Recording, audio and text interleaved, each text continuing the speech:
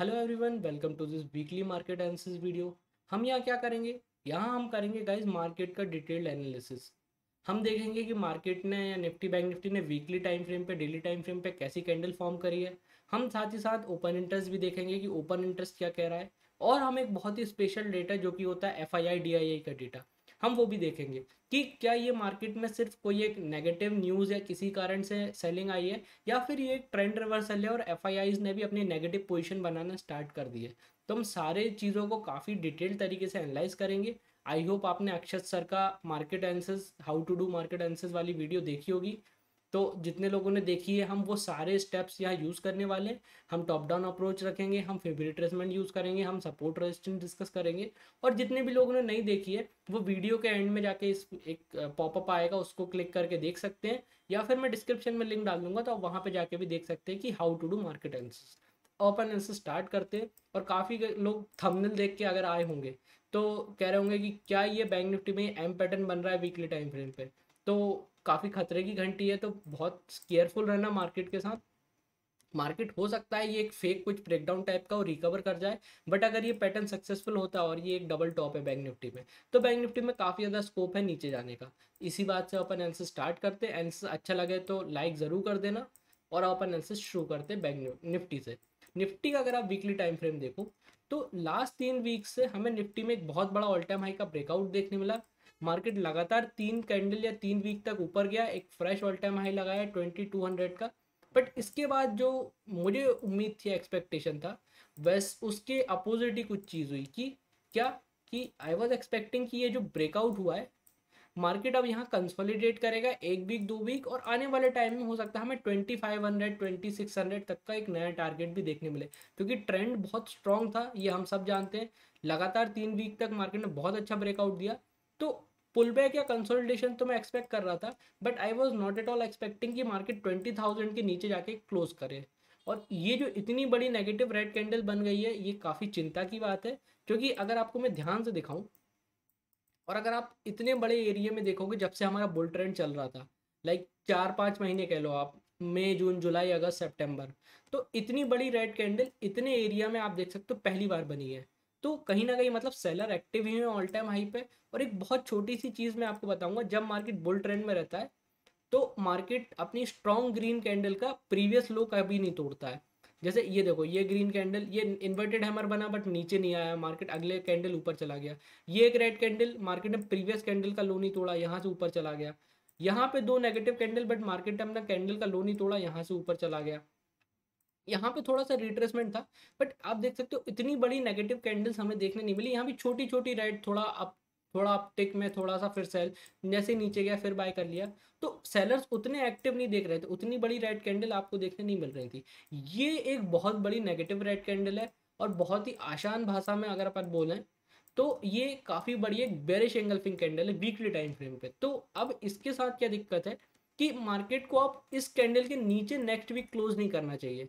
अगर हमें एक और रेड कैंडल नेक्स्ट वीक देखने मिलती है, तो हो सकता है कि हमें काफ़ी बड़ा मार्केट में एक सेल ऑफ देखने मिले, क्योंकि कुछ इंटरनेशनल दिक्कतें भी चल रही हैं। इंडिया कनाडा के बीच कुछ वो जो खालिस्तानी वाला इशू चल रहा है, उसके चलते सुनने आ रहा है कि कैनेडियन पेंशन फंड काफ़ी ज़्यादा सेलिंग कर रहा है इंडियन मार्केट इक्विटी में।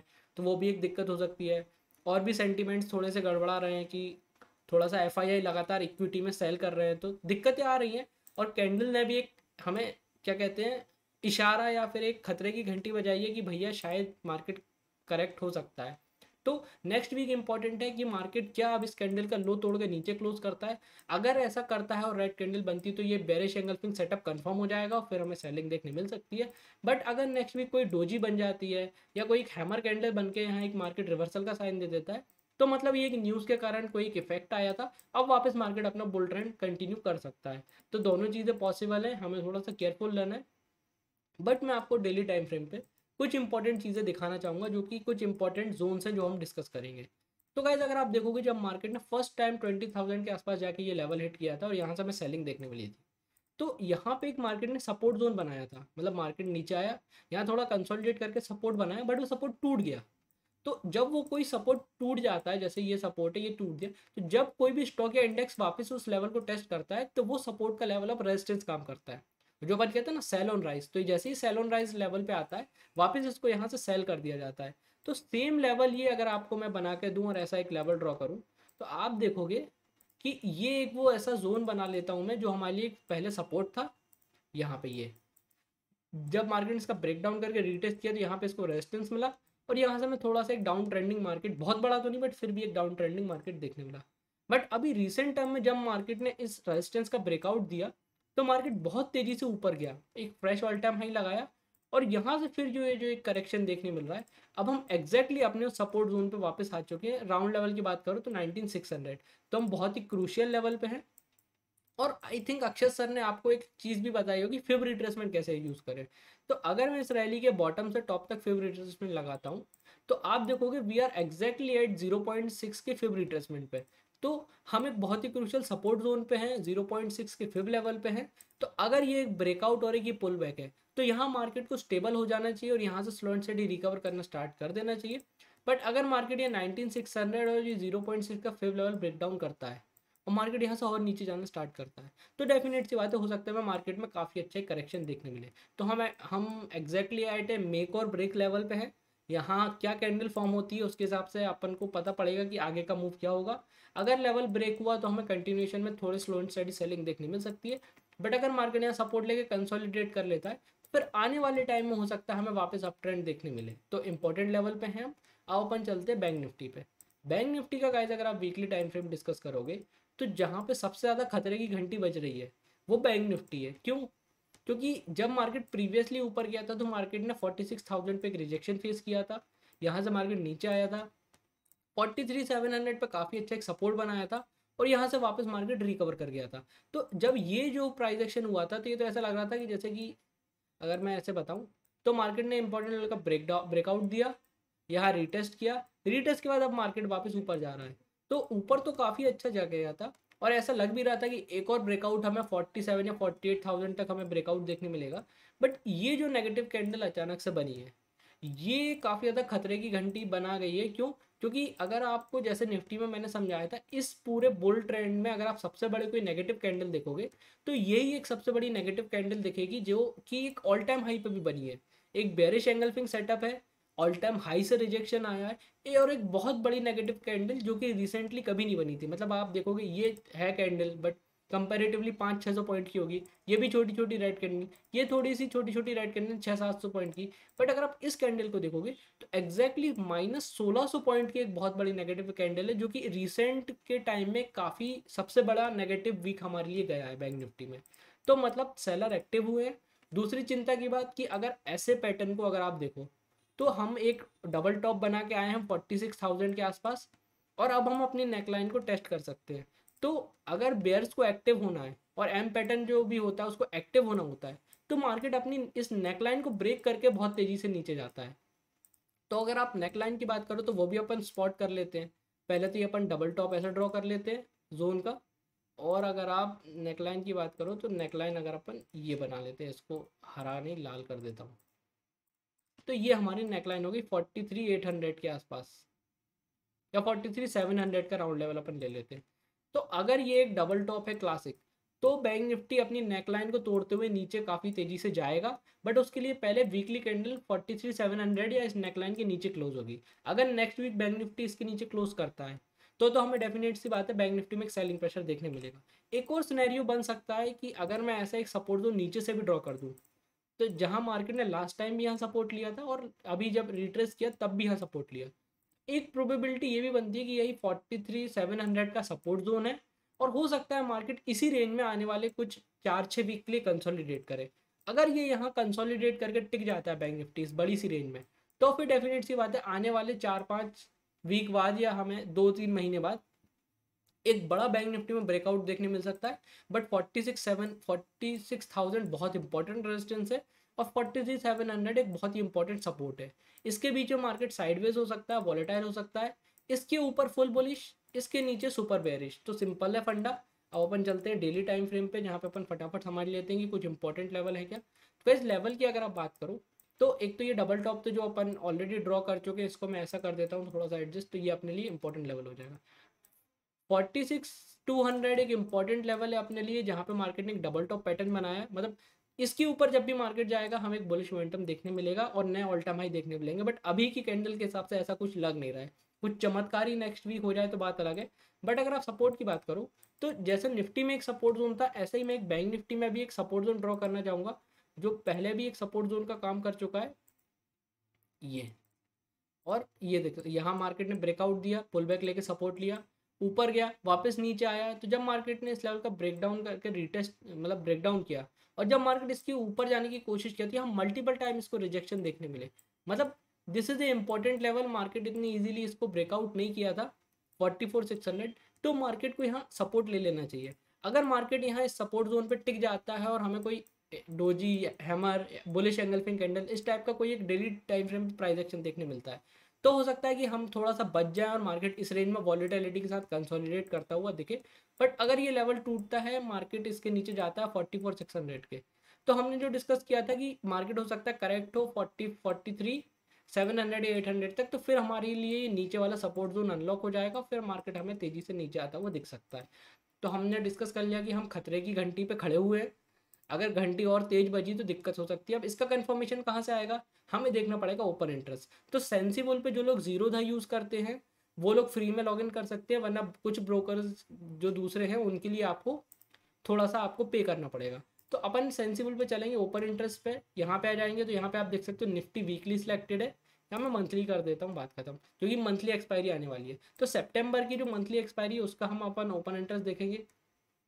ओपन इंटरेस्ट अगर आप देखोगे तो क्लियर कट मार्केट बेरिश रहा, तो लोगों ने 19,800 पर काफ़ी अच्छी कॉल राइटिंग कर रखी है और ये 20,000 के राउंड लेवल पर काफ़ी अच्छी कॉल राइटिंग है। मतलब ये दो लेवल बहुत स्ट्रॉन्ग रेजिस्टेंस का काम कर सकते हैं, 19,800 और 20,000। सपोर्ट की अगर आप बात करो तो 19,500 से 19,600 के बीच जो हमने एक सपोर्ट जोन डिस्कस किया, जहाँ पे फिब का 0.6 का लेवल भी है, वहाँ पे थोड़ी सी पुट राइटिंग भी है। बट ओवरऑल अगर आप देखोगे तो कॉल राइटिंग काफ़ी ज़्यादा है, जो सजेस्ट करता है कि ऑप्शन चेन थोड़ी सी वीक है ऑप्शन चेन के डेटा के हिसाब से, या लेवल्स की अगर आप देखो तो कॉल राइटिंग ज़्यादा है, पुट राइटिंग कम है।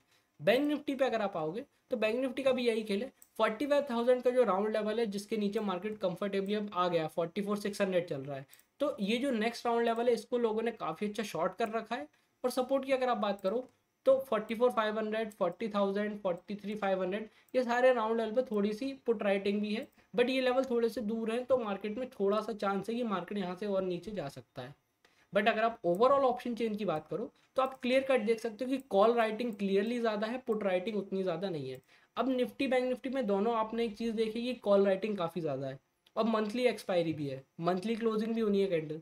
तो एक चीज़ बहुत खतरनाक तरीके से बेयर्स के लिए गलत जा सकती है कि अगर market due to any reason ऊपर जाने लगता है, जैसे निफ्टी में अगर आप देखो 19,800 का ये जो लेवल है, ये काफ़ी एग्रेसिवली लोगों ने इसको शॉर्ट कर रखा है।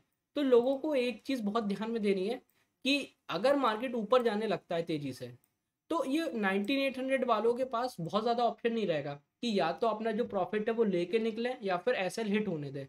अगर 19,800 के आसपास या ऊपर मार्केट निकलने लगता है तो एक बहुत बड़ा शॉर्ट कवरिंग का मोमेंटम भी देखने मिल सकता है, जिसके चलते मार्केट ऊपर भी जा सकता है। बट अगर ऐसा कुछ नहीं होता है तो डेफिनेट सी बात है मार्केट 19,800 के नीचे एक्सपायरी हमें दे सकता है।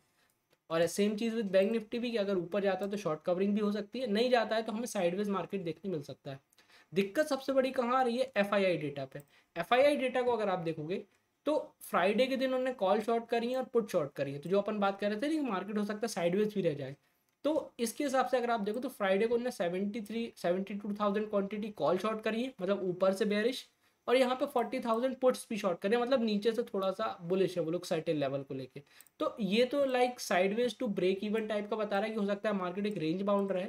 दिक्कत कहाँ आ रही है, दिक्कत आ रही है यहाँ एफआईआई लगातार कैश में स्टॉक सेल करते जा रहे हैं और लगातार एफआईआई की अपनी फ्यूचर का जो ओपन इंटरेस्ट है या फ्यूचर इंडेक्स का जो लोग वो लॉन्ग करे थे उसमें लगातार वो नेगेटिव पोजीशन बनाते जा रहे हैं। तो अगर आप फ्राइडे का भी प्राइस एक्शन देखो तो उनने 1,000 मतलब 1,100 करोड़ का इंडेक्स फ्यूचर शॉर्ट किया है। अब इसकी एक और दिक्कत मैं आपको कहाँ दिखाऊं कि अगर आप लास्ट टाइम का प्राइस एक्शन देखो जब मार्केट 19,500 से 2,200 तक गया था, तो एफआईआई को आप देखो पहले ओआई उनका नेगेटिव में था, फिर जब उनने बाय करना इंडेक्स बाय करना फ्यूचर इंडेक्स बाय करना स्टार्ट किए तो ये ओआई बहुत तेजी से ऊपर गया 5 के 20 के, 25 के, 40 के, 62 तक हाई गया। उसके बाद अगर आप कुछ दिनों से देखो, एफ ने इंडेक्स में भी सेल करना स्टार्ट कर दिया है और कैश में भी ये लोग एग्रेसिव सेल कर रहे हैं। 3000 करोड़, 3000 करोड़, 1300 करोड़, 1200 करोड़। तो फ्यूचर में भी ये लोग शॉर्ट जा रहे हैं, कैश भी सेल करते जा रहे हैं, इक्विटी शॉर्ट कर रहे हैं, जो कि खतरे की बात है। और जो 62K का प्लस ओपन इंटरेस्ट था इनका फ्यूचर इंडेक्स पे एफ का, वो सिर्फ 12K प्लस बचा है। तो अगर ये 12K से आप एफ और शॉर्ट करते हैं फ्यूचर इंडेक्स को और ये नेगेटिव में आ जाता है फ्यूचर इंडेक्स, तो फिर एक बहुत बड़ी खतरे की बात हो जाएगी कि भाई शायद एफ ने नेगेटिव पोजीशन बनाना स्टार्ट कर दी है और मार्केट यहाँ से तेजी से नीचे जा सकता है। तो हमें इस चीज़ पे नज़र बनाना रखना पड़ेगा। अगर आप देख सकते हो तो ठीक है, वरना जैसे ही ऐसा कुछ होगा या कोई रिवर्सल या कोई चेंज आएगा तो मैं डेफिनेट सी बात है कि मार्केट एनालिसिस बना के आपको इन्फॉर्म कर दूंगा। बट अगर आप ओवरऑल देखो, एफ का ऑप्शन डेटा नेगेटिव है, इसका इंडेक्स फ्यूचर नेगेटिव है। ओपन इंटरेस्ट देखो तो ओपन इंटरेस्ट भी काफ़ी ज़्यादा पुट राइटिंग है, मतलब तीनों चारों चीज़ें बेरिश ही साइन कर रही हैं। बट इसका मतलब ये कि मार्केट रिवर्स नहीं कर सकता। डेफिनेट सी बात है इसकी, मार्केट इज़ मार्केट। हम सिर्फ उसको एनालाइज कर सकते हैं, जो लोग चला रहे हैं उनको ही पता है कि क्या होना है।